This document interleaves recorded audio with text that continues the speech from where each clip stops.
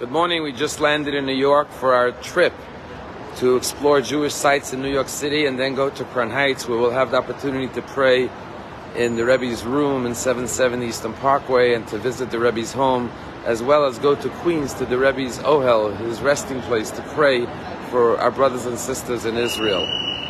In this week's Torah portion, we read about the story of Jacob going on a journey from Israel to the house of his uncle Laban. And he goes to sleep at night, and he has a dream, and he sees a ladder from the heaven down to the earth. And there are angels going up and down the ladder.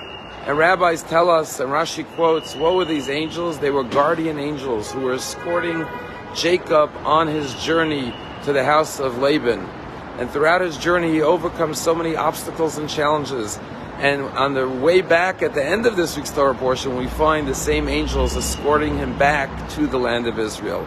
Now, rabbis teach us that when we go on a journey, there are angels that guide us and protect us.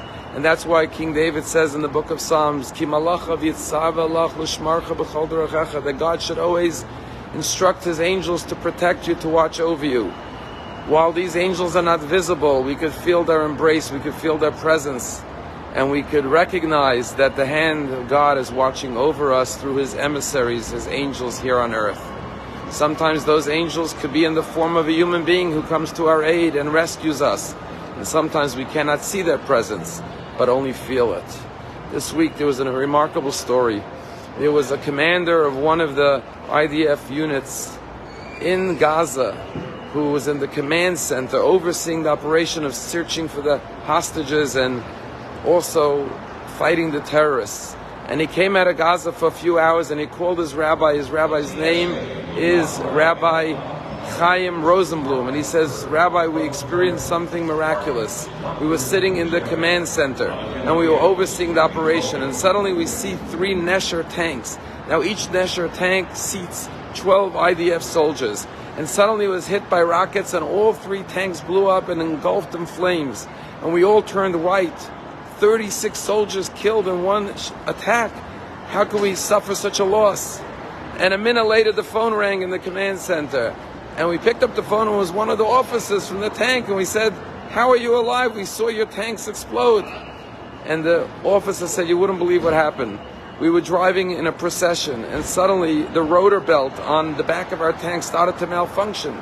And we realized we had a problem. We said, we can't sit in the tank because we're going to be sitting ducks. So we all jumped out of the tank. When we jumped out of the tank behind us saw us jump out. And they said they must have seen something up ahead. We have to get out. So they jumped out of their tank. And then the people in the third tank, the soldiers, saw the first 2 tanks exit. And they said there must be some danger out ahead that they see. So they jumped out of their tank.